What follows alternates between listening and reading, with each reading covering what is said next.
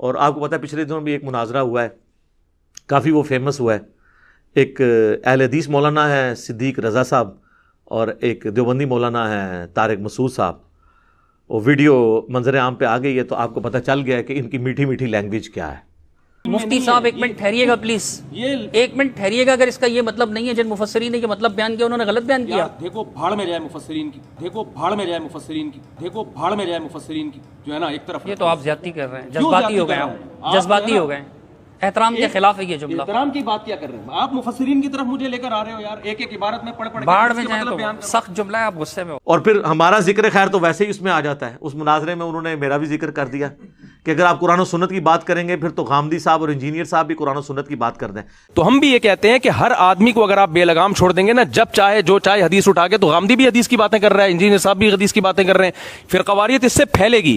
تو ہم بھی یہ کہتے ہیں کہ ہر آدمی کو اگر آپ بے لگام چھوڑ دیں گے نا، جب چاہے جو چاہے حدیث اٹھا کے، تو غامدی بھی حدیث کی باتیں کر رہا ہے، انجینئر صاحب بھی حدیث کی باتیں کر رہے ہیں، پھر قواریت اس سے پھیلے گی.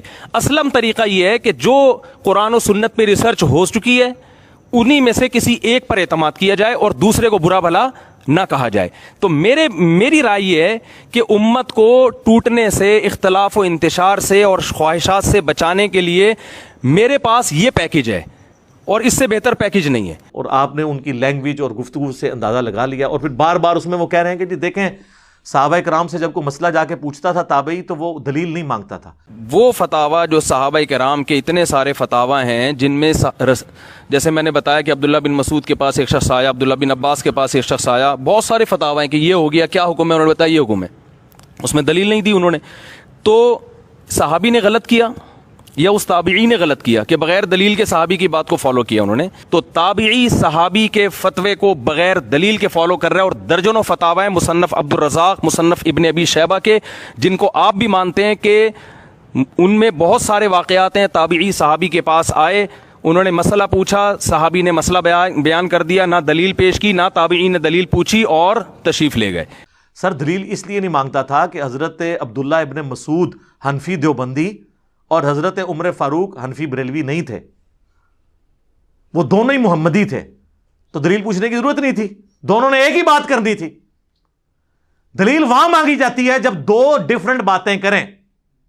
آج تو آپ حنفی امام حنیفہ کی جائز روحانی اولاد، چلے میں کہہ لیتا ہوں، دونوں آپس میں ایک دوسرے کو مسلمان ماننے کے لیے تیار نہیں ہو. المحنت پڑھ لیں، حسام الارمین پڑھ لیں، تو آج تو ہم پوچھیں گے نا بھی دلیل پیش کرو.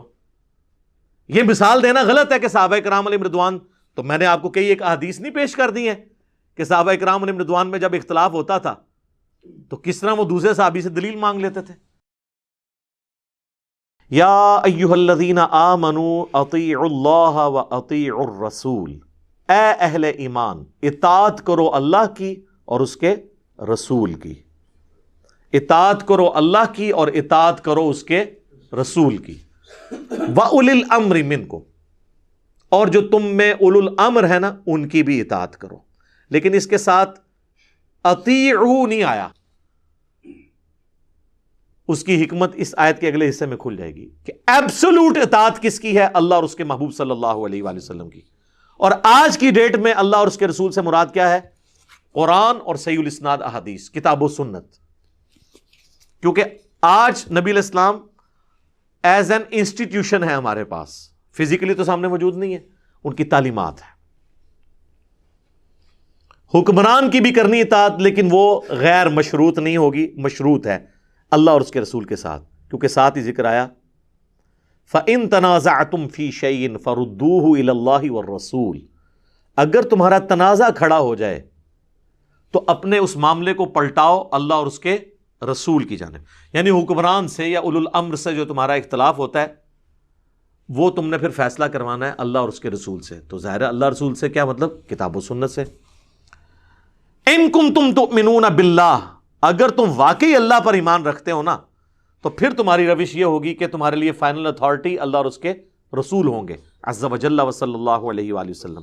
والیوم الآخر، اور آخرت پر ایمان رکھتے ہو، یعنی accountability of the day of judgement کا اگر تمہیں خوف ہوگا نا پھر ہی تم کتاب و سنت سے فیصلہ کراؤ گے. ورنہ کیا کہو گے؟ مفتی صاحب نے فرما دیا، بزرگوں نے فرما دیا، ذالک خیر، اسی میں تمہاری خیریت ہے، وَأَحْسَنُ تَأْوِيلًا، اور اسی کا انجام اچھا ہونے والا ہے. کس کا؟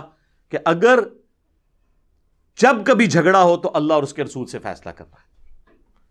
یہ ہے وہ آیت جس میں صراحتاً اللہ کے محبوب صلی اللہ علیہ وآلہ وسلم کو ہمارا امام ڈکلیئر کیا گیا.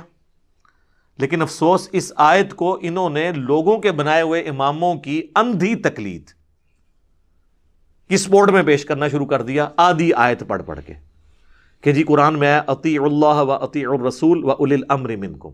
او اگے بھی پڑھو نا، فَإِن تَنَازَعْتُمْ فِي شَيْءٍ فَرُدُّوهُ إِلَى اللَّهِ وَالرَّسُولِ. اس آیت کے اوپر تو گھنٹوں بولا جا سکتا ہے. میں چند ایک باتیں اس حوالے سے کچھ ڈسکس کر لیتا ہوں اطاعت کے حوالے سے کہ کانسیپٹ اسلام میں کیا ہے اور کس لیول تک احتیاط ہے کہ آپ نے فائنل اتھارٹی ماننا ہے اللہ اور اس کے محبوب علیہ السلام کو صلی اللہ علیہ وآلہ وسلم. اور اجتہاد اگر کسی نے کسی مسئلے میں کیا اور وہ کتاب و سنت سے ٹکرایا تو وہ ریجیکٹڈ ہوگا. امام کو چھوڑ دیں، چاہے وہ اجتہاد کسی صحابی کا بھی ہوا. اور اس کی آپ مثال سن لیں، سنن ابی داؤد میں حدیث ہے، جامعہ ترمذی میں بھی کچھ حصہ ہے، سنن ابن ماجہ میں بھی ہے اور مشکات المصابیح میں بھی ہے. ایک صحابی تھے سیدنا قیس، وہ نبی علیہ السلام کی خدمت میں حاضر ہوئے اور سیدھا آ کے انہوں نے سجدہ کیا. نبی علیہ السلام نے کہا سر اٹھا کیا کر رہا ہے؟ ان کا یا رسول اللہ میں ہیرا نامی شہر میں گیا تھا کوفے کے پاس، وہاں لوگ اپنے سردار کو سجدہ کرتے ہیں، تو آپ تو اللہ کے رسول ہیں، آپ تو زیادہ حق رکھتے ہیں کہ ہم آپ کو سجدہ کریں. یعنی قیاس کیا انہوں نے، اس واقعے کو اس پہ قیاس کر کے اجتہاد کیا. نبی علیہ السلام نے فرمایا کہ جب میں فوت ہو جاؤں گا اور تم میری قبر سے گزرو گے کیا میری قبر پہ بھی سجدہ کرو گے؟ کہا نہیں یا رسول اللہ. تو فرمایا پھر مجھے سجدہ کیوں کر رہے ہو؟ اگر میں سجدہ جائز سمجھتا تو بیویوں سے کہتا کہ اپنے خامدوں کو سجدہ کریں اس حق کے سبب جو اللہ نے ان کو دیا ہے ان پہ. تو یہاں پہ ایک صحابی کا اجتہاد بھی نبی علیہ السلام نے ریجیکٹ کر دیا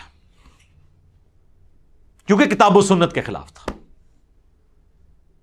وہ ٹھیک ہے کہ ترتیب یہی ہے، منہج اہل سنت کا یہی ہے جو سنن نسائی میں موجود ہے اور المصنف ابن ابی شیبہ میں تفصیل کے ساتھ ہے کہ قاضی شریح جو چیف جسٹس تھے کوفہ کے، ان کو خط لکھا سیدنا عمر نے، اور اس خط میں لکھا کہ دیکھو جب کبھی کوئی مسئلہ پیش ہو تو سب سے پہلے کتاب اللہ میں اسے تلاش کرنا، اگر کتاب اللہ میں نہ پاؤ تو پھر سنت رسول میں اسے دیکھنا صلی اللہ علیہ وآلہ وسلم، اس میں بھی نہ پاؤ تو پھر امت کا اجماع دیکھنا کیا ہے، اور اس میں بھی نہ پاؤ تو پھر اجتہاد کر لینا، لیکن اگر نہ کرو تو تمہارے حق میں بہتر ہے.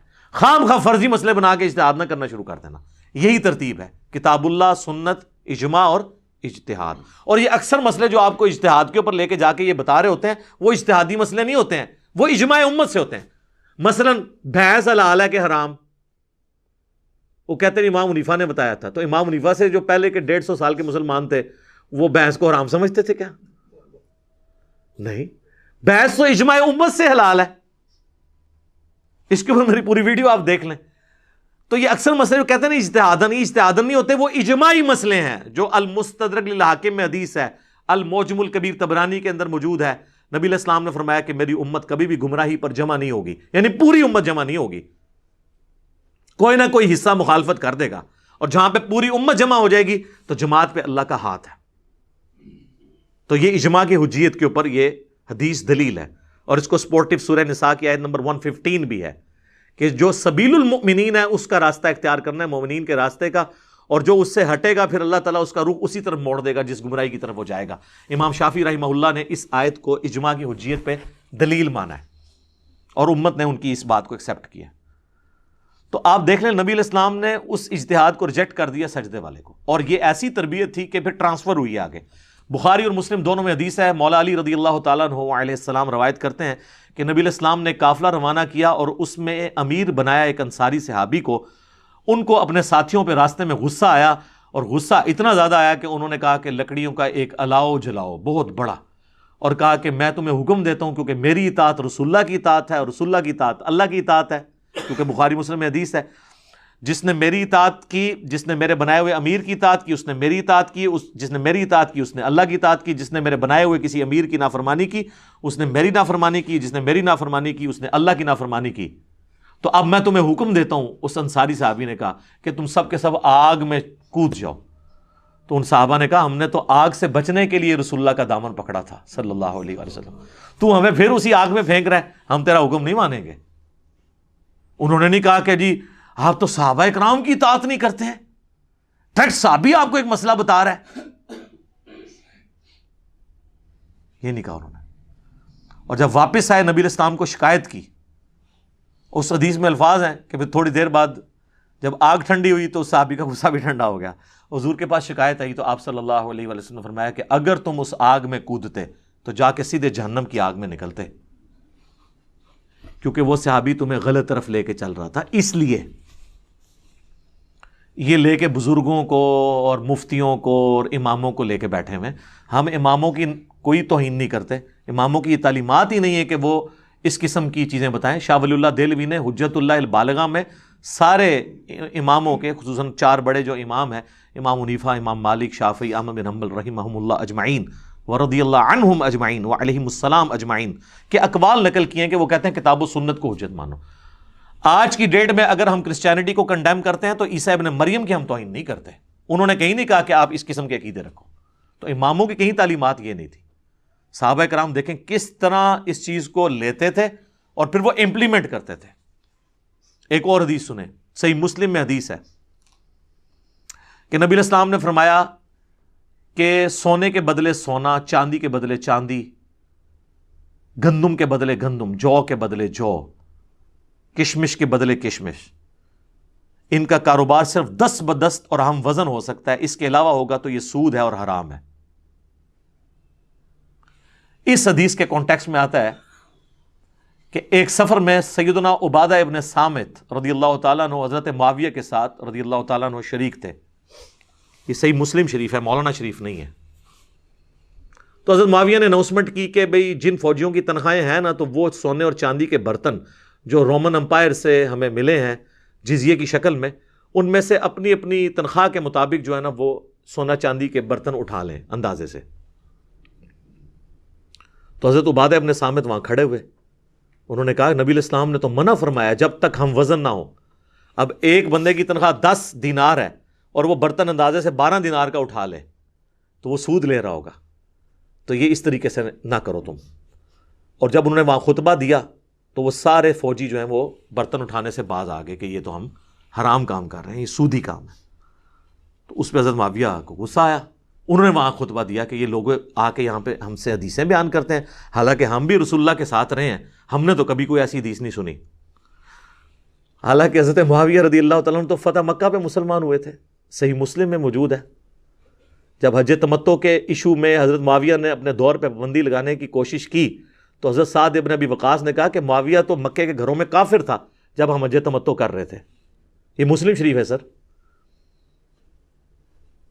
تو جو شخص فتح مکہ پہ مسلمان ہوا ہے اس کے پاس دین کا نالج زیادہ ہوگا یا عبادہ ابن صامت جو شروع کے مسلمانوں میں سے تھے ان کے پاس زیادہ ہوگا؟ تو یہ تو کوئی دلیل نہیں ہے کہ میں نے تو نہیں بات سنی. تو حضرت عبادہ ابن صامت کو غصہ آیا. انہوں نے کہا دوبارہ خطبہ دیا کہ نبی علیہ السلام نے اسے سود فرمایا، منع فرمایا. اور پھر انہوں نے جملہ بولا خواہ معاویہ کی ناک خاک آلود ہو، خواہ ایک اندھیری رات میں مجھے جنگلوں میں معاویہ کے لشکر سے الگ ہونا پڑے، میں الگ ہو جاؤں گا، لیکن جو کچھ میں نے رسول اللہ سے سن رکھا ہے میں اس سے پیچھے ہٹنے کے لیے تیار نہیں ہوں. یہ ہے جناب کمٹمنٹ کا لیول. آپ اماموں اور بزرگوں کو لے کے بیٹھے ہوئے ہیں، ان کی تقلیدوں کے ہمیں جو ہے وہ دھونسے لگا رہے ہیں. صحابہ کو تو لیول یہ تھا. اس سے آگے صحیح مسلم میں چلیں، یہ تابعین میں کیسے ٹرانسفر ہوا ہے. عبداللہ بن عمر بن عاص خانہ کعبہ کے سائے میں بیٹھے ہوئے ہیں اور حدیث سنا رہے ہیں کہ اطاعت امیر واجب ہے. ایک تابعی وہاں پہ ان کا وہ لیکچر سن رہا ہے. جس نے میری ویڈیوز نہیں دیکھی ہوئی تھی میں پہلے کلیئر کرتا ہوں. عبد الرحمن بن عبد رب کعبہ جب لیکچر مکمل ہوا تو انہوں نے کہا کہ آپ کعبے کے سائے میں بیٹھ کے ہمیں اطاعت امیر کی باتیں سنا رہے ہیں، کیا یہ رسول اللہ نے آپ سے بات ارشاد فرمائی تھی واقعی جو کچھ آپ بیان کر رہے ہیں؟ تو انہوں نے کہا ہاں، میرے کانوں نے نبی علیہ السلام کی بات سنی، میری آنکھوں نے نبی علیہ السلام کو دیکھا، میرے دل نے آپ کی بات یاد رکھی. تو انہوں نے کہا کہ آپ تو ہمیں اطاعت امیر کی بات کر رہے ہیں اور آپ کے چچا کا لڑکا معاویہ ابن ابی سفیان جو اس وقت ہمارا حکمران ہے وہ تو ہمیں کہتا ہے کہ ہم لوگوں کا مال حرام طریقے سے ہڑپ کریں اور انہیں ناحق قتل کریں، اور اللہ تعالیٰ سورۃ النساء کی آیت نمبر 29 میں فرماتا ہے کہ اے ایمان والو آپس میں ایک دوسرے کا مال ناحق طریقے سے مت کھاؤ اور ایک دوسرے کو قتل مت کرو، اپنوں کو قتل مت کرو. اپنوں سے مراد یعنی ایک مسلمان کو قتل کرنا گویا اپنے آپ کو قتل کرنا. اب آپ بتائیں کہ ہم اللہ کی مانیں یا حضرت معاویہ کی مانیں؟ اب یہ بہت بڑی بات تھی. تو حضرت عبداللہ بن عمر بن عاص خاموش ہو گئے تھوڑی دیر کے لیے, سوچ میں پڑ گئے کہ اب میں اس کو کیا جواب دوں. پھر انہوں نے کہا جو ان کو کہنا چاہیے تھا کہ تم معاویہ کی اطاعت کرو ان کاموں میں جس میں وہ اللہ کی طرف تمہیں بلائے, اللہ کی اطاعت کے اندر اندر, اور جس معاملے میں وہ اللہ کی نافرمانی کا کہے تم اس کی نافرمانی کرو. اور اس کو سپورٹی وہ حدیث ہے بخاری و مسلم کی جو میں نے وہ آگ کا الاؤ جلانے والی بیان کی تھی, اس میں اینڈ پہ الفاظ ہیں مسلم شریف میں کہ نبی علیہ السلام نے فرمایا کہ اللہ کی معصیت کے اندر مخلوق کی اطاعت نہیں ہے, مخلوق کی اطاعت صرف معروف میں ہے, منکر میں نہیں ہے. اور یہاں پہ بھی انہوں نے وہی بات کی حضرت عبداللہ بن عمر بن عاص نے کہ معاویہ کی اطاعت کرو اللہ کی اطاعت کے اندر, جہاں وہ تمہیں اللہ کے خلاف چلائیں ان کا حکم مت مانو.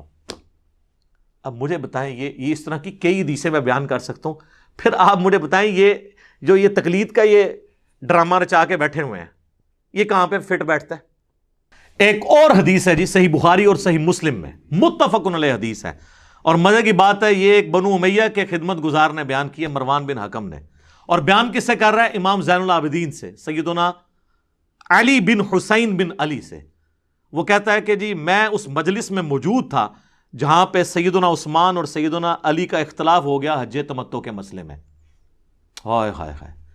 اور وہ مروان کے الفاظ ہیں کہ جب حضرت علی نے دیکھا کہ حضرت عثمان مسلسل اپنے اس موقف پہ قائم ہے کہ وہ حج تمتع پہ پابندی لگا رہے ہیں, تو سیدنا علی نے ان کو پہلے تو سمجھایا کہ یہ سنت قیامت تک کے لیے حضور نے جاری کی ہے. بخاری مسلم میں حدیث ہے کہ قیامت تک کے لیے حج اور عمرہ یوں داخل ہو گئے, حضور نے انگلیاں یوں داخل کی کہ اب یہ علیحدہ نہیں ہو سکتے, مشرکین عرب کی رسم رسول اللہ نے توڑ دی صلی اللہ علیہ وآلہ وسلم. تو مروان کہتا ہے کہ میں اس مجلس میں موجود تھا جب حضرت علی نے دیکھا کہ حضرت عثمان اپنی بات سے پیچھے نہیں ہٹ رہے, تو انہوں نے کہا کہ میں کسی شخص کے کہنے پہ رسول اللہ کی سنت نہیں چھوڑ سکتا خواہ آپ ہی کیوں نہ ہو. اور پھر انہوں نے کہا کہ میں حج اور عمرہ اکٹھا کرنے کی نیت کرتا ہوں. یہ حدیث بھی بخاری مسلم کی اس بات کا ثبوت ہے کہ خلیفہ راشد سے بھی اختلاف ہو سکتا ہے, سنت کو آپ نے پرائرٹی دینی ہے. حج تمتع کا عمل سیدنا علی نے جاری فرمایا اس حوالے سے. اور اس کو سپورٹی وہ حدیث بھی ہے جو جامعہ ترمذی میں ہے, جب اہل شام میں سے ایک شخص آ کے بنو امیہ پارٹی کا پوچھتا ہے, پہلے آ کے وہ سوال پوچھتا ہے عبداللہ بن عمر سے کہ حج تمتع سنت ہے کہ جائز ہے یا ناجائز؟ انہوں نے کہا جائز, ناجائز یہ تو سنت ہے. تو ان کا آپ کے والد تو اسے منع کرتے تھے, تو انہوں نے سیدھا جواب دیا کہ بھلا بتاؤ اگر کسی کام کو نبی علیہ السلام جاری فرمائے اور میرے والد اس سے روکیں تو میرے والد کی بات مانی جائے گی یا اللہ کے نبی کی؟ اس نے کہا اللہ کے نبی. تو انہوں نے کہا پھر نبی علیہ السلام نے حج تمتع کیا ہے, اس کو سنت کے طور پہ جاری کیا ہے. تو یہ الحمدللہ واقعات اس طرح کے درجنوں واقعات ہیں, لیکن یہ وہ لوگ جانتے ہیں ان واقعات کو جو احادیث پڑھتے ہیں, جو درس نظامی کے 8 سال میں 7 سال تک بزرگ بابوں کی فقہ پڑھتے رہتے ہیں, ان کو بیچاروں کو کیا پتا کہ کتاب و سنت کے اندر کیا موجود ہے. تو ہم تو صرف عرض ہی کر سکتے ہیں. ایک اور حدیث سنیں, بخاری مسلم دونوں میں حدیث ہے, حضرت حسان بن ثابت مسجد میں اشعار پڑھ رہے تھے نعتیہ, حضرت عمر وہاں سے گزرے, خلیفۃ المسلمین ہیں, انہوں نے یوں کر کے دیکھا, انہوں نے کہا, حسان نے کہا اے عمر اس طرح نہ مجھے دیکھ, تجھ سے بہتر شخصیت مسجد میں بیٹھی ہوتی تھی, میں انہیں بھی اشعار سناتا تھا نعتیہ. تو حضرت عمر نے بھی آگے سے نہیں کہا کہ میری اطاعت تو واجب ہے, علیکم بسنتی و سنت الخلفاء الراشدین المہدیین, نہیں, ان کو پتا تھا فَإِن تَنَازَعْتُمْ فِي شَيْءٍ فَرُدُّوهُ إِلَى اللَّهِ وَالرَّسُولِ, ہاں خلیفہ راشد ہی کیوں نہ ہو. انہوں نے کہا گواہ پیش کرو, ان کا یہ ابو ہریرہ بیٹھے ہیں. تو حضرت ابو ہریرہ نے کہا اے امیر المومنین واقعی نبی صلی اللہ علیہ وآلہ وسلم حضرت حسان سے نعت سنتے تھے, اور وہ نعتی اشعار مسلم شریف میں اوپر تلے کئی احادیث میں موجود ہیں, بلکہ بخاری مسلم میں حدیث ہے اور اس میں بھی وہ الفاظ موجود ہے. حضرت ابو ہریرہ کہتے ہیں کہ حضرت حسان کے لیے تو حضور نے دعا کی تھی, اے اللہ روح قدس کے ذریعے ان کی مدد فرما, جس طرح عیسیٰ ابن مریم کی مدد کی تھی تو نے, تو ان کے لیے تو دعا ہے. تو حضرت عمر وہاں سے خاموش ہو کے چلے گئے. اچھا, اس سے یہ بھی پتا چلا کہ حضرت عمر خلیفۃ المسلمین ہونے کے باوجود ان کو یہ حدیث نہیں پتا تھی. یہ جو آپ کہتے ہیں نا اتنے بڑے مفتی صاحب کو کچھ نہیں پتا, اتنے بڑے بزرگ امام کو نہیں پتا, حضرت عمر سے بڑا کون سا مفتی ہے اور امام ہے؟ حضرت عمر کو بھی نہیں پتا تھا کہ نعت سننا سنت ہے نا, یہ بھی گل وچوں نکلتی ہے. ہاں جی, اور اس قسم کے کئی ایک واقعات ہیں. بخاری مسلم دونوں میں حدیث ہے, حضرت ابو ہریرہ جو سب سے زیادہ حدیثوں کے راوی ہیں, وہ نبی علیہ السلام کی وفات کے بعد 30 سال تک یہ فتویٰ دیتے تھے کہ جو جنوبی ہے جب تک غسل نہ اتار لے روزہ نہیں رکھ سکتا. اما عائشہ تک جب بات پہنچی تو اما عائشہ نے کہا کہ خدا ابو ہریرہ پر رحم کرے، نبی علیہ السلام جنبی ہوتے تھے احتلام کی وجہ سے نہیں، یعنی انہوں نے شرم کے مارے کہا کہ اپنی بیویوں کی صحبت کی وجہ سے، مراد یہ کہ ان کو یہ پتہ بھی ہوتا تھا کہ میں جنبی ہوں، اس کے باوجود وہ ختم سحری کے بعد غسل اتار لیا کرتے تھے، فجر کا وقت داخل ہونے کے بعد۔ حالانکہ یہ تو بندہ پلان بھی کر سکتا ہے کہ یار میرے پہ غسل فرض ہے، میں چلو رات کو ہی کر کے سو جاؤں، تو حضرت عائشہ نے اس کے لیے کیا لفظ استعمال کیا؟ بغیر احتلام کے جب جنبی ہوتے تھے تو بھی ایسے کر لیتے تھے۔ جب حضرت ابو ہریرہ تک بات پہنچی تو انہوں نے کہا یہ میرا ذاتی فتویٰ تھا، مجھے اس حدیث کا نہیں پتا تھا، تو میں اب رجوع کرتا ہوں۔ تو اگر حضرت ابو ہریرہ جو سب سے زیادہ حدیثوں کے راوی ہیں ان تک حدیث نہیں پہنچی ہوئی ہے، تو امام حنیفہ، امام شافعی، امام احمد بن حنبل، امام مالک کے نام کے اوپر آپ لوگ ان کو بدنام کرنے کے لیے آپ نے ایک تقلید کے نام کے اوپر ایک مصیبت کھڑی کر دی۔ میرا ایک مسئلہ نمبر 197 ہے اماموں کی گستاخی کا فتویٰ، میرے پہ انہوں نے لگایا تھا، میں نے اس میں کئی ایک مثالیں اور پیش کی ہیں، اور آپ کو یہ بھی کہتے ہوئے نظر آئیں گے کہ جی وہ سعودیہ والے ہمارے حنبلی بھائی ہیں۔ یہ جو آیت میں نے پڑھی نا فَإِن تَنَازَعْتُمْ فِي شَيْءٍ فَرُدُّوهُ إِلَى اللَّهِ وَالرَّسُولِ، سورہ نساء آیت نمبر 59، اس کے کانٹیکسٹ میں سعودیہ والے جو مفت قرآن دیتے ہیں نا، جس کی پروف ریڈنگ ان کے علماء نے بھی کی ہوئی ہے، شروع میں انہوں نے اسے انڈورس کیا ہے، پہلے وہ تفسیر عثمانی دیتے تھے، اس میں کافی شرکیہ باتیں تھیں، پھر انہوں نے بین کر دی۔ صلاح الدین یوسف صاحب کا آسن البیان دیتے ہیں جو دارالاسلام والوں سے انہوں نے رائٹس لیے ہیں، اس میں لکھا ہوا ہے کہ دور حاضر میں اماموں کی تقلید نے امت کے شرازے کو بکھیرا ہی ہے بجائے اس کو اکٹھا کرنے کے، اور انہوں نے اپنی طرف سے ایک تیسری اطاعت بھی مسلمانوں پہ واجب کر دی ہے، تقلید شخصی۔ وہ تو تقلید شخصی کو غلط کہتے ہیں۔ اور مفتی اعظم سعودیہ شیخ عبدالعزیز بن عبداللہ بن باز، ان سے کسی نے کہا آپ حنبلی ہیں؟ انہوں نے کہا میں حنبلی نہیں ہوں، میں کتاب و سنت کے مطابق فتوے دیتا ہوں، اور یہ سارے لے کے بیٹھے ہوئے حنبلی۔ وہ حنبلی اپنی نسبت کی وجہ سے کہتے ہیں کہ ہم احمد بن حنبل کے اسکول آف تھاٹ پہ ہیں، اور احمد بن حنبل کا اسکول آف تھاٹ یہ تھا کہ جب بھی آپ کو صحیح حدیث مل جائے نا وہی آپ نے مذہب اختیار کرنا ہے، آپ نے یہ نہیں کہنا کہ میں نے کچھ فرما دیا تھا۔ اس حساب سے تو ہم بھی حنبلی ہیں جی، اگر اس کا نام حنفی حنبلی ہونا ہے۔ جیسے امام شافعی نے فرمایا تھا ان کان رفضا حب آل محمد فلیشہد الثقلان انی رافضی، اگر اہل بیت سے محبت کا نام رافضی ہونا ہے، شیعہ نہیں رافضی، تو اے جنوں انس گواہ ہو جاؤ کہ میں بھی رافضی ہوں۔ ان معنوں میں تو آپ کچھ بھی کہہ سکتے ہیں۔ اور انہوں نے حرمین میں 400 سال تک ایٹ لیسٹ 4 مسلح ڈال کے رکھے، 1517 سے لے کر 1917 تک آلموسٹ یہ سلطنت عثمانیہ رہی ہے۔ پھر 1925 میں جب یہ ٹوٹی تو سعودی حکومت نے یہ پہلے تو 4 مسلح اٹھوائے، لیکن ان کی بلڈنگیں نہیں توڑوائیں، وہ 1955 میں توڑوائی ہیں، اسی لیے اس کی کلرڈ تصویریں ہمارے پاس موجود ہیں ان 4 مسلحوں کی۔ آپ ذرا امیجن کریں کہ ایک حرم کے اندر ایک اللہ، ایک رسول، ایک قرآن کے ماننے والے 4 جماعتیں علیحدہ علیحدہ کراتے تھے، اور دوسری طرف کہتے ہیں یہ ہمارے سارے بھائی ہیں، ہم آپس میں بھائی ہو تو امام تو چلو اس طرح کر لو کہ فجر صرف حنفی پڑھا لیں، سارے ان کے پیچھے پڑھ لیں، ظہر شافی پڑھا لیں، پھر تو بھائی، چاروں اپنی اپنی جماعت کراتے تھے۔ اور اس زمانے میں انہوں نے کنکلوڈ کر لیا تھا جی امت کا اجماع ہو گیا ہے، شیعہ کو تو کوئی مسئلہ نہیں دیا ہوا تھا، تو اجماع کہاں سے ہو گیا؟ اور اجماع ایسا ٹوٹا کہ امت نے اٹھا کے پرے پھینکا۔ ان کتنے اجماع 100 سال ہو گئے تو اجماع ٹوٹ گیا۔ اجماع ٹوٹتا نہیں ہے کیونکہ جماعت پہ اللہ کا ہاتھ ہے، اللہ کا ہاتھ تو نہیں ٹوٹ سکتا، یہ جعلی اجماع سی۔ اور میں تو ان پریڈکٹ کیتا کہ آندہ اجماع ہونا ہی نہیں، کیونکہ حنفی بھی 2 ہونے ہیں، ہاں حنفی بریلوی اور حنفی دیوبندی۔ وہ الموند والے کہیں گے ایک شیطانی لشکر ہے جو ہم پہ حملہ آور ہوا ہے، اور اسام الارمین والے کیا کہیں گے کہ یہ الموند والے کیا ہے جی، یہ گستاخ ہیں، ان کے کفر میں شک کرنے والا بھی کافر ہے، یہ سب کے سب مرتد ہیں۔ احکام شریعت کے اندر جب ان سے سوال ہوا وہابیہ کے ذبیحہ کے بارے میں تو انہوں نے کیا کہا؟ وہابیہ، پھر انہوں نے کھولا کہ وہابی، دیوبندی، اہل حدیث، رافضی اور قادیانی یہ 1,00,000 دفعہ بھی اللہ کا نام لیں تو ذبیحہ مردار ہی رہے گا، اور یہ سب کے سب مرتدین ہیں۔ یہ بھی ساتھ لکھا ہوا ہے۔ مرتدین کیا مطلب؟ اسلام چھوڑ گئے ہیں، واجب القتل ہیں۔ البتہ یہود و نصارہ کا ذبیحہ حلال ہے، واقعی وہ اللہ کے نام کا لیں تو یہود و نصارہ کا حلال ہے، لیکن انہوں نے یہود و نصارہ سے بدتر کسے کہہ دیا؟ اہل حدیث کو، دیوبند کو اور شیعہ کو۔ اور نہ صرف بدتر کہا بلکہ کہا کہ یہ مرتد بھی ہیں، یعنی واجب القتل، نعوذ باللہ من ذالک۔ تو یہ اب یہ اجماع دوبارہ ہونے کا نہیں ہے، لہٰذا یہ تقلید کے اوپر مناظرے کرنا، خام خواہ کی بحثیں کرنا. اور آپ کو پتہ ہے پچھلے دنوں بھی ایک مناظرہ ہوا ہے، کافی وہ فیمس ہوا ہے. ایک اہل حدیث مولانا ہے صدیق رضا صاحب اور ایک دیوبندی مولانا ہے طارق مسعود صاحب. وہ ویڈیو منظر عام پہ آ گئی ہے تو آپ کو پتہ چل گیا ہے کہ ان کی میٹھی میٹھی لینگویج کیا ہے. اس میں انہوں نے آپ دیکھے وہ آیت پیش کر رہے ہیں سورہ بنی اسرائیل کی آیت نمبر 36 جو 9th کمانڈ ہے، وَلَا تَقْفُ مَا لَيْسَ لَكَ بِهِ عِلْمٌ إِنَّ السَّمْعَ وَالْبَصَرَ وَالْفُؤَادَ كُلُّ أُولَٰئِكَ كَانَ عَنْهُ مَسْئُولًا. انسان کسی چیز کی پیروی نہ کر جب تک تجھے اس کے بارے میں ڈیفینیٹ علم نہ آئے. بے شک کان، آنکھ اور عقل، دل ہو یا دماغ کوئی بھی چیز، اس کے بارے میں تم سے پوچھا جائے گا. اس کی تفسیر وہ اہل حدیث عالم پیش کر رہے ہیں کہ تمام مفسرین انکلوڈنگ آپ کے مفسرین بھی وہ کہہ رہے ہیں کہ بغیر دلیل کے بات کو پیروی نہیں کرنی، اور بغیر دلیل کے پیروی کرنے کا نام ہی تقلید ہے.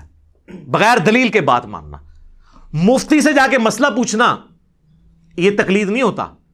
ہاں اس وقت تقلید بن جائے گا جب اختلاف آئے، ایک مفتی کچھ اور بات کر رہا ہے دوسرا، اور آپ کہیں گے چونکہ میں بچپن سے اس محلے میں پیدا ہوں لہذا میں نے اس مفتی کی بات ماننی، وہ ہو جائے گی تقلید. پھر آپ دلائل پہ دیکھیں گے. تو ہوا کیا جی، اس نے کہہ دیا جی بھاڑ میں گئے مفسرین. مفتی صاحب ایک منٹ ٹھہریے گا پلیز، ایک منٹ ٹھہریے گا. اگر اس کا یہ مطلب نہیں ہے جن مفسرین نے یہ مطلب بیان کیا انہوں نے غلط بیان کیا. دیکھو بھاڑ میں جائے مفسرین کی، دیکھو بھاڑ میں جائے مفسرین کی، دیکھو بھاڑ میں جائے مفسرین کی، جو ہے نا ایک طرف. یہ تو آپ زیادتی کر رہے ہیں، جذباتی ہو گئے آپ، جذباتی ہو گئے. احترام کے خلاف ہے یہ جملہ. احترام کی بات کیا کر رہے ہیں آپ؟ مفسرین کی طرف مجھے لے کر آ رہے ہو یار، ایک ایک عبارت میں پڑھ پڑھ باڑ میں جائیں تو سخت جملہ ہے، آپ غصے میں ہو. دیکھ لیں یہ ان کی زبان ہے. اور پھر ہمارا ذکر خیر تو ویسے ہی اس میں آ جاتا ہے. اس مناظرے میں انہوں نے میرا بھی ذکر کر دیا کہ اگر آپ قرآن و سنت کی بات کریں گے پھر تو غامدی صاحب اور انجینئر صاحب بھی قرآن و سنت کی بات کر دیں. تو ہم بھی یہ کہتے ہیں کہ ہر آدمی کو اگر آپ بے لگام چھوڑ دیں گے نا، جب چاہے جو چاہے حدیث اٹھا کے، تو غامدی بھی حدیث کی باتیں کر رہا ہے، انجینئر صاحب بھی حدیث کی باتیں کر رہے ہیں، پھر قواریت اس سے پھیلے گی. تو ہم بھی یہ کہتے ہیں کہ ہر آدمی کو اگر آپ بے لگام چھوڑ دیں گے نا، جب چاہے جو چاہے حدیث اٹھا کے، تو غامدی بھی حدیث کی باتیں کر رہا ہے، انجینئر صاحب بھی حدیث کی باتیں کر رہے ہیں، پھر قواریت اس سے پھیلے گی. اسلم طریقہ یہ ہے کہ جو قرآن و سنت پہ ریسرچ ہو چکی ہے انہی میں سے کسی ایک پر اعتماد کیا جائے اور دوسرے کو برا بھلا نہ کہا جائے. تو میری رائے یہ ہے کہ امت کو ٹوٹنے سے، اختلاف و انتشار سے اور خواہشات سے بچانے کے لیے میرے پاس یہ پیکج ہے اور اس سے بہتر پیکج نہیں ہے. پہلی بات ہے مجھے غامدی صاحب کے ساتھ کمپیئر نہ کریں، یہ جان بوجھ کے کرتے ہیں مجھے بدنام کرنے کے لیے. غامدی صاحب کی میں عزت ضرور کرتا ہوں لیکن سب سے زیادہ علمی اختلافات جس شخص نے ان سے ویڈیو میں ریکارڈ کروائے ہیں وہ میں ہی ہوں، چاہے وہ پردے کا مسئلہ ہو، نزول عیسیٰ کا مسئلہ ہو اور ایشوز ہو. لہٰذا وہ جان بوجھ کے ذکر کرتے ہیں اور مجھے بیچ میں گھسیٹنے کی کوشش کرتے ہیں. تو خام خواہ اس میں، اور آپ نے ان کی لینگویج اور گفتگو سے اندازہ لگا لیا. اور پھر بار بار اس میں وہ کہہ رہے ہیں کہ جی دیکھیں صحابہ کرام سے جب کوئی مسئلہ جا کے پوچھتا تھا تابعی تو وہ دلیل نہیں مانگتا تھا. وہ فتاوا جو صحابہ کرام کے اتنے سارے فتاوا ہیں جن میں جیسے میں نے بتایا کہ عبداللہ بن مسعود کے پاس ایک شخص آیا، عبداللہ بن عباس کے پاس ایک شخص آیا، بہت سارے فتاوا ہیں کہ یہ ہو گیا، کیا حکم ہے؟ انہوں نے بتایا یہ حکم ہے، اس میں دلیل نہیں دی انہوں نے. تو صحابی نے غلط کیا یا اس تابعی نے غلط کیا کہ بغیر دلیل کے صحابی کی بات کو فالو کیا انہوں نے؟ تو تابعی صحابی کے فتوے کو بغیر دلیل کے فالو کر رہے ہیں. اور درجنوں فتاوا ہیں مصنف عبد الرزاق، مصنف ابن ابی شیبہ کے، جن کو آپ بھی مانتے ہیں کہ ان میں بہت سارے واقعات ہیں تابعی صحابی کے پاس آئے، انہوں نے مسئلہ پوچھا، صحابی نے مسئلہ بیان کر دیا، نہ دلیل پیش کی، نہ تابعی نے دلیل پوچھی اور تشریف لے گئے. سر دلیل اس لیے نہیں مانگتا تھا کہ حضرت عبداللہ ابن مسعود حنفی دیوبندی اور حضرت عمر فاروق حنفی بریلوی نہیں تھے، وہ دونوں ہی محمدی تھے، تو دلیل پوچھنے کی ضرورت نہیں تھی، دونوں نے ایک ہی بات کرنی تھی. دلیل وہاں مانگی جاتی ہے جب دو ڈیفرنٹ باتیں کریں. آج تو آپ حنفی امام حنیفہ کی جائز روحانی اولاد، چلیں میں کہہ لیتا ہوں، دونوں آپس میں ایک دوسرے کو مسلمان ماننے کے لیے تیار نہیں ہو. المحنت پڑھ لیں، حسام الارمین پڑھ لیں، تو آج تو ہم پوچھیں گے نا بھی دلیل پیش کرو. یہ مثال دینا غلط ہے کہ صحابہ کرام علیہم رضوان، تو میں نے آپ کو کئی ایک احادیث نہیں پیش کر دی ہیں کہ صحابہ کرام علیہم رضوان میں جب اختلاف ہوتا تھا تو کس طرح وہ دوسرے صحابی سے دلیل مانگ لیتے تھے. بخاری مسلم سے پیش نہیں کیا حسان ابن ثابت کے حوالے سے. حضرت عمر نے کہا کہ یہ غلط ہو رہا ہے، ابو ہریرہ نے کہا نہیں سر ٹھیک ہو رہا ہے. تو جہاں کبھی وہاں پہ بھی اختلاف آتا تھا نا تو وہ آپس میں ایک دوسرے سے پوچھ لیا کرتے تھے. ہاں جب اختلاف نہیں ہوگا پھر تو سب کی بات ہے، کیونکہ سب کا استاد محمد رسول اللہ صلی اللہ علیہ وآلہ وسلم. لہٰذا آج کے دور میں یہ بات کرنا کہ صحابہ کرام سے کوئی دلیل نہیں مانگتا تھا، دلیل مانگی جاتی تھی سر. یہ جتنی میں نے آپ کو احادیث بیان کی ہیں جس میں انہوں نے صراحتاً ان کے ساتھیوں نے ان کی مخالفت کی ہے، وہ اسی لیے کی ہے تاکہ یہ پتہ چلے کہ قرآن و سنت کو ماننا ہے آپ نے، نہ کہ آپ نے اندھی تقلید کرنی ہے. لہذا یہ تقلید کے حوالے سے یہ جتنی ڈسکشن ہے بالکل ہی فضول ہو رہی ہوتی ہیں. جو ایک بات کو پکڑ کے گھسیٹتے ہیں، وہ اصل مسئلہ یہ ہے کہ صحابہ کی مثال دینا غلط ہے. صحابہ کرام رضوان کے زمانے میں دونوں طرف ایک طرح کی رائے ہوتی تھی. ہاں جہاں کہیں اختلافی بات ہوتی تھی وہاں پہ بالکل پھر حدیثیں بیان ہوتی تھی. تو وہ میں اسی پہ کنکلوڈ کر دیتا ہوں، ویسے تو ہزاروں باتیں کرنے والی. صحیح بخاری میں حدیث ہے کہ جب جنگ جمل کا موقع آیا تو حضرت علی نے حضرت عمار ابن یاسر اور حسن ابن علی کو بھیجا کوفے میں تاکہ لوگوں کو تیار کیا جائے باغیوں کے خلاف. اور یہ پولیٹیکل باغی، دین سے باغی نہیں، پولیٹیکل ٹرم میں جو امام وقت کے خلاف کھڑے ہوئے، حضرت طلحہ، زبیر اور سیدہ عائشہ رضی اللہ عنہم اجمعین وعلیہم السلام اجمعین. تو صحیح بخاری میں حضرت عمار کا خطبہ ہے، اور قربان جائیں امام بخاری نے حضرت عائشہ کی فضیلت میں خطبہ لیا ہوا ہے. آپ حضرت عائشہ رضی اللہ تعالیٰ عنہ کی فضیلت بھی بغیر اہل بیت کے ذکر کے بیان ہی نہیں کر سکتے. تو حضرت عمار نے کیا کہا کہ اے لوگو، اللہ نے تمہیں آزمایا ہے. اس میں الفاظ ہے کہ حسن ابن علی کو انہوں نے اوپر کی سیڑھی پہ بٹھایا اور خود نچلی سیڑھی پہ. اے لوگو، تمہیں اللہ نے آزمایا ہے. ایک طرف دنیا اور آخرت میں تمہارے نبی کی بیوی ہیں عائشہ، مرتبہ نہیں کم ہونے دیا. آخرت میں بھی بیوی ہوں گی، جنتی عورت جو بصرہ سے روانہ ہو چکی ہیں، اور دوسری طرف علی ابن ابی طالب ہیں. اللہ اب دیکھے گا کہ تم اللہ کی اطاعت کرتے ہو یا عائشہ کی. اللہ کی اطاعت کہاں سے آئی؟ اطیعوا اللہ و اطیعوا الرسول و اولی الامر منکم. سیدنا علی کی اطاعت اللہ کی اطاعت تھی. تو سر یہ بیان کریں نا اولو الامر کے اوپر کس نے فٹ کیا؟ تو جہاں صحابہ میں بھی اختلاف آیا نا، وہاں پہ پھر دوسرے صحابہ نے کلیریفائی کیا ہے کہ بھئی اب یہاں پہ دونوں ٹھیک نہیں ہیں. اور جس کو اس وقت نکلی ہوا بعد میں آج کی ڈیٹ میں تو ہو چکا ہے. صحیح بخاری اور مسلم کی متفق علیہ حدیث، اور بخاری میں تو زبردست الفاظ ہیں 2812. عمار کو ایک باغی جماعت قتل کرے گی، عمار انہیں اللہ اور جنت کی طرف بلائے گا، وہ جماعت ان کو آگ اور جہنم کی طرف بلا رہی ہوگی. تو بعد میں تو کلیئر ہو گیا کہ حضرت علی کی پارٹی جنت کی پارٹی، اور مخالفین جہنمی نہیں، جہنم کی طرف بلانے والا عمل تھا ان کا، کیونکہ وہ اولو الامر منکم کے تحت انہوں نے خلیفہ وقت کی مخالفت کی تھی.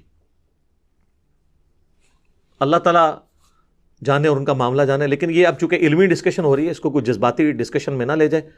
کافی ساری باتیں اور بھی مجھے کرنی تھی، لیکن میں نے کوشش کی ہے کہ آپ تک تقلید کے حوالے سے یہ چیز پہنچا دوں کہ تقلید یہ نہیں ہے کہ آپ نے اندھا بننا ہے. اور آخری بات، آندھا سے ان کو کہا کریں کہ 90% غیر مقلد تو یہ لوگ بھی ہیں، کیونکہ بریلوی اور دیوبندی دونوں کہتے ہیں کہ عقائد میں تقلید نہیں ہوگی، اور وہ کہتے ہیں عقائد میں تقلید حرام ہے، صرف اجتہادی مسائل میں ہوگی. یار جب عقیدے دلائل سے لے رہے ہو تو اجتہادی مسائل تو ویسے ہی چھوٹے ہیں، اور آج کے تو اجتہادی مسائل آپ کو تقی عثمانی صاحب بتا رہے ہیں اور مفتی منیب الرحمان صاحب. کیونکہ امام حنیفہ کو تو پتہ ہی نہیں تھا انتقال خون کا مسئلہ، پوسٹ مارٹم کا مسئلہ، اعضاء کی پیوندکاری کا مسئلہ، کتبین پہ نماز کا مسئلہ، کینگرو کا مسئلہ، وہ تو میں نے بتایا. تو کیا اب ہم آج کل کے لوگوں کے مقلد ہیں؟ نہیں. اجتہاد اسلام کی خوبصورتی ہے، قیامت تک یہ دروازہ کھلا رہے گا. فکس چیز کیا ہے؟ کتاب اللہ، سنت یا اجماع. تو اس سے آپ یہ سمجھ لیں کہ یہ جو بحثیں کر رہے ہوتے ہیں ان کو یہ سمجھ نہیں ہے کہ اصل مسئلہ کیا ہے. جب عقیدوں میں آپ نہیں تقلید کر رہے ہیں تو اجتہادی مسائل تو چھوٹی چیز ہے. خدا کے لیے اس کے اوپر آپ لوگوں کے ساتھ نہ لڑا کریں. اور پھر ایسے ایسے واقعات سناتے ہیں، وہ کہتے ہیں جی پھر یہ کیا ہوا، ایک بندے کا خون نکلیا اور وہ اس وقت وہ شافی بن کے وضو بچا لے، اور پھر بیوی کو ہاتھ لگ جائے تو پھر انفی بن کے. اور بھائی دونوں کیس میں محمدی بنے. بخاری مسلم میں حدیث ہے، اما عائشہ کہتی ہیں کہ حجرہ تنگ تھا، نبی علیہ السلام نوافل رات کے پڑھ رہے ہوتے تھے، میں سامنے لیٹی ہوتی تھی، سجدے میں جب جانے لگتے تھے میرے پاؤں کو ٹو دیتے تھے، میں پاؤں سمیٹ لیتی تھی. اس حدیث سے رزلٹ نکلا کہ عورت کو ہاتھ لگانے سے وضو نہیں ٹوٹتا. اور ابو داؤد میں حدیث ہے کہ ایک صحابی کو نبی علیہ السلام نے پیرے پر مقرر کیا، ہائے ہائے ہائے، انہوں نے قرآن کی سورت شروع کی اور کافروں نے تیر چلانے شروع کیے، اور وہ پڑھتے رہے یہاں تک کہ انہوں نے سورت مکمل کی. کافی زخمی ہو گئے، تیر لگے اتنے زیادہ، پورے کپڑے خون آلود ہو گئے. تو نبی علیہ السلام تک بعد میں بات پہنچی. دوسرے صاحب نے کہا آپ نے ہمیں جگا لینا تھا. اور نماز مختصر. انہوں نے کہا میں نے سورج شروع کی تھی, میں نے سوچا اس کو مکمل ہی کروں. ٹھیک ہے, تو یہ فضائل اعمال میں واقعہ لکھا ہے شیخ زکریا کاندلوی نے, اور اس سے انہوں نے نماز کی کمٹمنٹ صحابہ کی بتائی ہے. پھر انہیں فکر پڑ گئی اس میں تو خون نکلنے سے وضو بھی نہیں ٹوٹ رہا, فوراً اپنی فقہ حنفی کی فکر پڑ گئی. تو انہوں نے کہا کہ خون نکلنے سے جو وضو ٹوٹنے کا مسئلہ ہے نا, اس میں امام شافعی کے نزدیک وضو نہیں ٹوٹتا.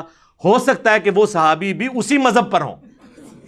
ہاں جی, جب ہم یہ بات کرتے ہیں نا, وہ کہتے ہیں جی وہ اصل میں مذہب دونوں کا ایک کا مطلب یہ نہیں کہ انہوں نے صحابی کو شافعی کہا ہے. ہمیں بھی پتہ ہے, ہم خام خانی مذاق اڑائیں گے, لیکن ہم کہتے ہیں آپ کی مت کیسی ماری جاتی ہے کہ آپ ذکر اس طرح کر رہے ہو کہ ایک عام بندے کو کیا میسج آ رہا ہے کہ وہ صحابی بھی اسی مذہب پہ ہوں. کہنا چاہیے تھا کہ شافعی بھی اسی مذہب پر تھے. اس جملے کو اگر آپ سیدھا کر دینا تو آپ کا مذاق اڑانا چھوڑ دیں گے. لوگ کہتے ہیں جی آپ مذاق اڑا رہے ہیں. مذاق اس لیے اڑاتے ہیں کہ آپ نے الٹا اس کو لے کے چلے. تو جو لوگ صحابہ کرام کو شافعی المذہب بتا دیں, سر دونوں کیس میں آپ حنفی اور شافعی سے بلند ہو کر محمدی بنے. ٹھیک ہے جی. عورت کو ہاتھ لگانے کے مسئلے میں وضو نہ ٹوٹنے کا ایشو میں امام حنیفہ کا موقف درست ہے, اور خون نکلنے سے وضو نہ ٹوٹنے کے مسئلے میں امام شافعی کا موقف درست ہے. لہذا موجے ماریں, کہتے ہیں مرضی کا دین لیں گے. مرضی کا دین نہیں, اللہ کے نبی کا دین جو آسمانوں سے نازل ہوا ہے. اور ہم آپ سے ریکویسٹ کرتے ہیں کہ مرنے سے پہلے اے مسلمان کر لے اس پہ غور. کتابوں کا خدا اور ہے, بابوں کا خدا اور, یعنی جن کا تعارف کتابوں سے ہوا وہ اللہ اور ہے, اور جو آپ کو بابے تعارف کرواتے ہیں نا, وہ آسمانی مذہب جو ہے اس میں وہ والا تعارف نہیں ہے اللہ کا. ٹھیک ہے, تو بس یہی عرض کرنا تھا. اور اینڈ پہ آپ کو دعوت دوں گا کہ ہمارے محبوب صلی اللہ علیہ وآلہ وسلم کو اللہ تعالیٰ نے یہ تعلیم دی کہ جب بھی بات ہونی ہے کتابی بات ہونی چاہیے. سورۃ الاحقاف کی آیت نمبر 4 میں ایتونی بکتاب من قبل ھذا او اثارۃ من علم ان کنتم صادقین. اے نبی, اگر یہ کافر آپ سے بحث کریں تو ان سے کہو کہ میرے پاس کوئی کتاب لے کر آؤ. اگر قرآن کو نہیں مانتے, اس سے پہلے الہامی کتابوں میں کوئی بات لکھی ہوئی ہے نا جو تمہارے شرکی عقیدے کو سپورٹ ہے, اور لے کے آؤ. یا انبیاء کے آثار, علم کے آثار. انبیاء کے آثار یہی ہے نا, علم کے آثار. اگر تم سچے ہو تو کیا کہا, ایتونی بکتاب من قبل ھذا او اثارۃ من علم. کتاب بھی آ گیا اور علم بھی. تو یہی تو ہم کہہ رہے ہیں کہ نہ میں وابی نہ میں بابی, میں ہوں مسلم علمی کتابی. یہ قرآن کی آیت سے ہی میں نے ڈیڈکٹ کیا, اور اس کو سپورٹیو حدیث ہے جو حجۃ الوداع کی حدیث ہے. صحیح مسلم میں تو حجۃ الوداع کا جو خطبہ امام جعفر نے نقل کیا امام باقر سے, اور امام باقر نے جابر بن عبداللہ سے. امام باقر ہے محمد بن علی بن حسین بن علی, حضرت حسین کے پوتے علیہم السلام اجمعین. وہ کہتے ہیں کہ نبی علیہ, بڑی لمبی حدیث ہے, نبی علیہ السلام نے حجۃ الوداع کے موقع پر فرمایا تھا میں اپنے باتوں میں ایک ایسی چیز چھوڑ کے جا رہا ہوں جسے مضبوطی سے پکڑ لوگے کبھی گمراہ نہیں ہوگے, وہ اللہ کی کتاب ہے. مسلم میں جو حجۃ الوداع کا خطبہ ہے اس میں صرف کتاب اللہ ہے. البتہ المستدرک للحاکم میں ایک حدیث ہے, الموطا امام مالک میں وہ چھوٹا ہوا واسطہ ہے, حاکم میں کہ میں اپنے بعد 2 چیزیں چھوڑ کے جا رہا ہوں, ایک اللہ کی کتاب اور دوسرے اس کے نبی کی سنت صلی اللہ علیہ وآلہ وسلم. آج کی ڈیٹ میں جو سنت احادیث سے ڈرائیو ہوگی, عملی تواتر سے, جو اجماع امت سے چل رہی ہے. اور یہ یعنی سنت کو ماننا کتاب اللہ ہی کو ماننا ہے. سورہ نساء میں آیا نا, من یطع الرسول فقد اطاع اللہ, جس نے رسول کی اطاعت کی گویا اس نے اللہ کی اطاعت کی. اور میں نے تو اس میں ایک اور حدیث ایکسپلور کر لی ہے کتاب اللہ اور سنت کے اوپر, مسلم شریف میں بھی 394 نمبر حدیث کہ عیسیٰ ابن مریم جب دنیا میں تشریف لائیں گے تو راوی حدیث کہتا ہے کہ وہ تمہیں تمہارے رب کی کتاب اور تمہارے نبی کی سنت کے مطابق چلائیں گے. سر فقہ حنفی کے مطابق نہیں چلائیں گے. کتاب اللہ اور سنت کا ذکر مسلم شریف کی حدیث میں بھی موجود ہے. ہاں, ان کے بڑے بزرگوں نے لکھا ہے, وہ جسے کہتے ہیں شیخ احمد سرندی, یا کہتے ہیں وہ 1000 سال کا مجدد ہے, مجدد الفسانی, کہ وہ کہتے ہیں ہمارے بزرگوں نے کشف کے ذریعے دیکھا ہے کہ حضرت عیسیٰ علیہ السلام بھی فقہ حنفی کے مطابق عمل کریں گے. پھر ان کو شرم آئی کہ یہ تو بہت بڑا دعویٰ ہے ان کا. نہیں, امام حنیفہ کے ساتھ ان کا اجتہاد مل جائے گا. وہ پہلے قرآن حدیث ملا, عقیدے ملا, اجتہاد کیڑا, اجتہاد آج نہیں پہ ملتا. آج کے 90% مسائل امام حنیفہ کے دور کے مسائل ہی نہیں. کیمرے کا مسئلہ, انتقال خون کا مسئلہ, پوسٹ مارٹم کا مسئلہ, کتبین پہ نماز کا مسئلہ, اعضاء کی پیوند کاری کا مسئلہ, آزاد ڈونیٹ کرنے کا مسئلہ، دعوے ان کے سنیں. اور آگے لکھا ہوا ہے کہ بالفرض اگر کوئی پیغمبر اس امت میں ہوتا تو فقہ حنفی سے ہوتا. یہ بھی لکھے ہیں نا، حال اندازہ کرو. ویسے ایک جھوٹا آیا فقہ حنفی چی آؤ. ہاں، غلام احمد قادیانی دجال. اور جس کو یقین نہیں ہے نا، جو جا کے دیکھ لیں، وہ اپنی عبادت گاہوں میں حنفی طریقے کے مطابق نماز پڑھتے ہیں، بخاری مسلم میں رفع الیدین والے طریقے سے نماز نہیں پڑھتے. یہ دکھائیں کہ وہ نماز اس طریقے پہ پڑھتے ہوں. تو جو رفع الیدین کے مطابق نماز پڑھتا ہے وہ تو کبھی بھی قادیانی کی طرف جا ہی نہیں سکتا. تو کتاب اللہ اور سنت کا ذکر مسلم شریف میں بھی اس حوالے سے الحمدللہ ملتا ہے. اور باقی جو موسٹ ڈسائسو حدیث ہے وہ غدیر خم کی حدیث، جو 4 حدیثیں ہیں مسلم شریف میں 6225 سے 6228 تک. نبی علیہ السلام نے اپنی وفات سے 2.5 مہینہ پہلے حج کے بھی بعد مکے سے مدینے آتے ہوئے خم نامی گاؤں میں ایک خطبہ دیا. بڑی لمبی حدیث ہے، اس میں الفاظ ہیں: اے لوگو آگاہ ہو جاؤ، میں بھی ایک انسان ہوں، قریب ہے کہ اللہ کا قاصد یعنی موت کا فرشتہ میرے پاس آئے اور میں اس کی دعوت قبول کر لوں. میں اپنے بعد تم میں 2 بھاری چیزیں چھوڑ کے جا رہا ہوں. ان میں سے پہلی چیز اللہ کی کتاب ہے، اس میں ہدایت ہے، اس میں نور ہے. تم اللہ کی کتاب کو پکڑو، اپنا تعلق اس کتاب کے ساتھ مضبوط کرو. اللہ کی کتاب اللہ کی رسی ہے. وَاعْتَصِمُوا بِحَبْلِ اللَّهِ جَمِيعًا وَلَا تَفَرَّقُوا. جو اسے پکڑے گا ہدایت پہ ہوگا، جو چھوڑ دے گا گمراہ ہو جائے گا. زید بن ارقم کہتے ہیں پھر نبی علیہ السلام ترغیب دلاتے رہے، اللہ کی کتاب، اللہ کی کتاب، اللہ کی کتاب. اور پھر فرمایا دوسری بھاری چیز میرے اہل بیت ہیں، میں اپنے اہل بیت کے معاملے میں تمہیں اللہ کا خوف دلاتا ہوں. میں اپنے اہل بیت کے معاملے میں تمہیں اللہ کا خوف دلاتا ہوں.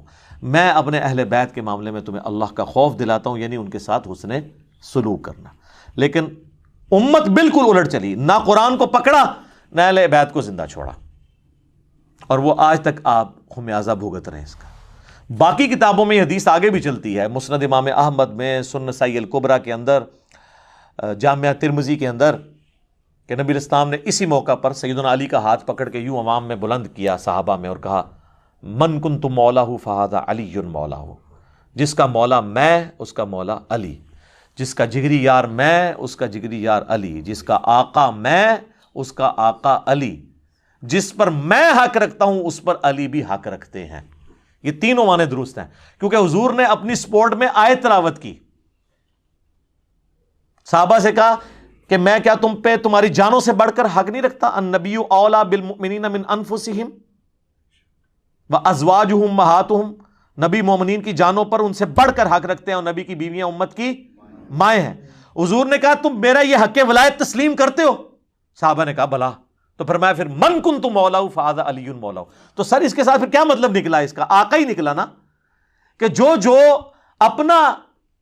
اپنے اوپر میرا حق تسلیم رکھتا ہے وہ حضرت علی کا حق بھی تسلیم رکھے. تو یہ پلیٹ فارم ہے سر، غدیر خم پہ کھڑا ہے. توحید بھی قرآن کی بیان ہو رہی ہے اور اہل بیت کا دفاع بھی ہو رہا ہے. اہل بیت کے دشمنوں کے اگینسٹ بنو امیہ اور ان کے چمچوں اور ان کے خدمت گزاروں کے اگینسٹ ہم الحمدللہ کھڑے ہیں. یہ پلیٹ فارم غدیر خم پہ کھڑا ہے. حجۃ الوداع پہ بھی یہی کھڑا ہے. ہر چیز کا حوالہ کتاب و سنت سے، اللہ کے فضل سے. آخر میں آپ کو اپنی اکیڈمی کا نمبر بھی بتا دیتا ہوں. اس لیے نہیں کہ چندہ بھیجیں، آن لائن ٹرانسفر کریں، نہ سر. فری ریسرچ پیپرز منگوائیں، کربلا والا بھی فری. صرف ڈاک کا خرچہ 300 آپ نے دینا ہے. فری آئیں گے 12 کا پیکج، 9 ریسرچ پیپرز، 3 اذکار کارڈ. اور احادیث کی کتابیں بھی نو پروفٹ نو لاس کے اوپر، مارکیٹ سے آدھی قیمت کے اوپر. بخاری، مسلم، مشکات آپ منگوا سکتے ہیں. صرف آپ نے ڈاک کا خرچہ دینا ہے اور اس کی وہ آدھی قیمت آپ نے دینی ہے. اس کے لیے صبح 9 سے لے کر شام 5 بجے تک ہماری اکیڈمی کا نمبر ہے 032159000162. اور اگر باہر سے کریں گے تو +92 کے کوڈ کے ساتھ 32159000162. بیچ میں نمازوں کا وقفہ بعض اوقات آ جاتا ہے، آپ ٹرائی کرتے رہیں، انشاءاللہ آپ کا نمبر مل جائے گا.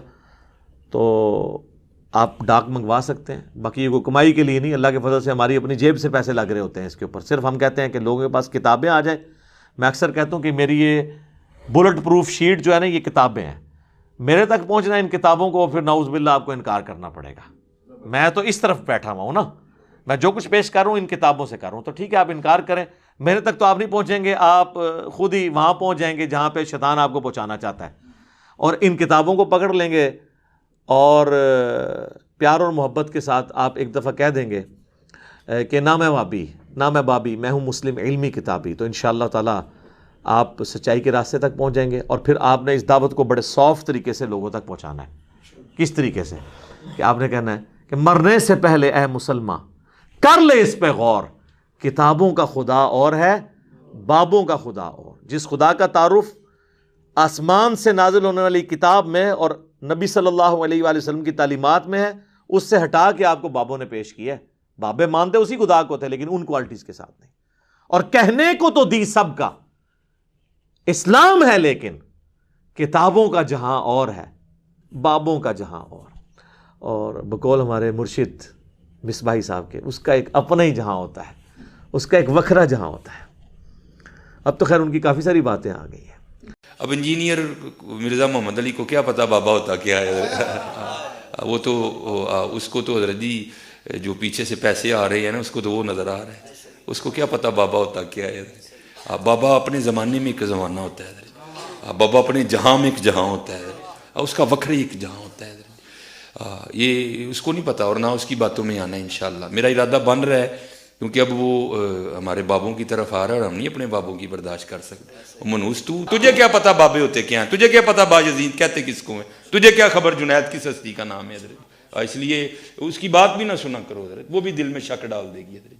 اور انشاءاللہ بس میں توفیق مانگ رہا ہوں اپنے اللہ سے، بڑی جلدی میں نے انشاءاللہ اس کا رد شروع کرنا ہے۔ ایمی بکواس کر رہا ہے اپنے کمرے میں بیٹھ، یہ کیا ہوا؟ تیرا کمرہ، تیرا کیمرہ، تیرے ہی لوگ، تیری کتابیں، تیری باتیں، کسی دن ہمیں بھی بلا نا، تو اسی طرح لائیو چلا نا بھائی، تیری اپنی دنیا، تیری اپنی باتیں، یہ کیا حضرت ہوا؟ اس لیے میرے دوستو آپ بھی تھوڑا آپ بھی دیکھو نا حضرت، وہ کیا بھائی، اگر وہ اتنا ہی حق پہ ہے تو کیوں ڈرتا ہے؟ ہم نہیں گنے لے کے جائیں گے، اور ہمیں گن کی لوڑ ہی نہیں، ہم تو درود والے ہیں حضرت، ہم نہیں برود والے حضرت، ہمارا درود ہی ہمارا برود ہے حضرت، ہمیں نہیں لوڑ کوئی بھی حضرت۔ ہاں بلائے نا حضرت، اگر وہ اتنا ہی سچا ہے۔ اگر اصل میں لوگوں کا بھی تھوڑا مزاج بن گیا ہے کہ باطل کو جلدی تسلیم کر لیتے ہیں حضرت، بات اتنی جلدی نہیں حضرت جی۔ اگر چلو 100 نکال دیا تو کیا 1300 سالوں سے دنیا باطل پہ تھی، آج تو حق والا جم پڑا ہے، تجھے کیا نظر آ گیا الو کے پٹھے؟ تو بہرحال یہ جو ہے نا کتابیں پڑھا کرو حضرت جی، خود دیکھا کرو کہ ہمارے بڑے تھے کیا ہے۔ اب تو پتہ نہیں کیا ہو رہا، نہیں جی اسی تے انج مننا ہے، او بھائی انج نہ من جویں وڈیاں نے منے، تو بھی انج ہی من یار، یہ نہ کھیل نہ یار، اپنے چاء اور لاڈ میں اس طرح نہ کر، یہ تیرا چاء لاڈ غلط ہے، او بھائی اس طرح ہی من جویں انہوں نے منیا یار، نہ کر، نہ امت نو پاڑ، خدا دا واسطہ نہ کرو اس طرح، نہ کرو اس طرح حضرت۔ اور میں بزرگ بیٹھی ہیں، خدا کا واسطہ اپنی سٹیجوں کے رنگ بدلو یار، خدا کا نام لو یار، کیا کرنے نکلے ہو تم؟ میں آپ سب سے بٹھا دوں ایسوں کو نیچے، تھلے بیٹھ، سانو نہ سنا ہے، سانو وہ سنا جڑی وڈیاں نے لکھی ہے، سانو نہ سنا ہے، نہ اسی تیری سننی، تو اپنا نواں کول ہی رکھ، سانو نہ اپنا نواں دے تو کوئی، ہاں یہ بدلو بھائی اپنی سٹیجوں کا رنگ، یہ بالکل یہ غلط ہو رہا ہے سارا۔ اب پانی سر کے اوپر سے گزر رہا ہے، ہر دوسرے دن کو الو کا پٹھا اٹھتا ہے اور نئی بکواس شروع کر دیتا ہے بھائی، یہ تو آج تک کسی کو نہیں سوجا، جو نئی بات ہی ہم نے سن لی۔ تو ان کو بھی ہم کہتے ہیں، یہ جو آپ کہتے ہیں نا اویں منو جنہیں وڈیاں نے منیا، تے تسی اونج منو جویں وڈے من کے گئے نے، وڈے اے نے بخاری مسلم، ہاں جی فلانا شریف تے فلانی شریف او نہیں وڈے، اے وڈے ایویں منو جویں وڈے نے منیا، وڈے صحابہ نے، تابعین نے، تبع تابعین ہیں، اہل بیت ہیں رضی اللہ عنہم اجمعین وعلیہم السلام اجمعین۔ اللہ تعالیٰ سے دعا ہے جو حق بات میں نے کہی اللہ تعالیٰ ہمارے دلوں میں راسخ فرمائے، اگر جذبات میں میرے منہ سے کوئی غلط بات نکل گئی تو اللہ تعالیٰ ہمارے دلوں ہی سے اسے دھو دے، محو کر دے، معاف بھی فرما دے، ہمیں کتاب و سنت کی تعلیمات پر عمل کر کے دوسرے بھائیوں تک پہنچانے کی توفیق عطا فرمائے۔ میں سارے بھائیوں سے ریکویسٹ کروں گا یہ اس کو ٹاپ پہ رکھیں، ویڈیو کو سب لوگوں کو شیئر کروائیں تاکہ لوگوں کو پتہ چلے کہ یہ مقدمہ کیا ہے، ہم کیا کرنا چاہ رہے ہیں، ٹھیک ہے انشاءاللہ تعالی یہ آپ کی اب علمی ذمہ داری ہے الحمدللہ انشاءاللہ تعالی۔ سبحانک اللہم و بحمدک اشہد ان لا الہ الا انت استغفرک و اتوب الیک وما علینا الا البلاغ المبین۔ جزاکم اللہ خیرا۔